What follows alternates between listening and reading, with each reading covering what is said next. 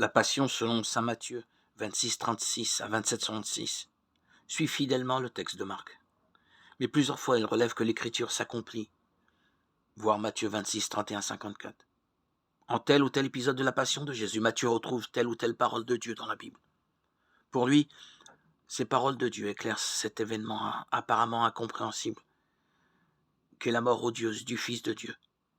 Cette passion trouve sa place dans le projet de Dieu pour sauver les hommes. Jésus va vivre sa passion dans une union profonde à son Père. Son dernier cri est un cri de confiance. Père, entre tes mains, je remets mon esprit. Luc 23, 46. Citation du psaume 31, 6. Cette union à Dieu se traduit par une attention intense aux gens que Jésus croise en ce dernier jour de sa vie.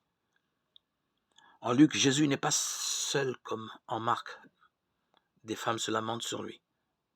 23, 27, 31. Simon de Cyrène le suit comme un disciple fidèle. 23, 26. Luc 14, 27. Et les familles de Jésus ne sont pas loin. Le peuple restait là à regarder. Il ne se joint pas au ricanement des chefs et des soldats. Jésus, lui, prie pour les coupables de sa mort. Père, pardonne-leur car ils ne savent pas ce qu'ils font.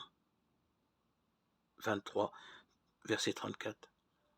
Ce sacrifice commence déjà à porter du fruit. L'un des malfaiteurs crucifiés à ses côtés implore Jésus et reçoit la promesse du salut. 23, 42, 43. Le centurion païen proclame l'innocence du condamné. Et tous les gens qui s'étaient rassemblés pour ce spectacle, à la vue de ce qui s'était passé, s'en retournaient en se frappant la poitrine, en signe de repentir. Luc 23, 48.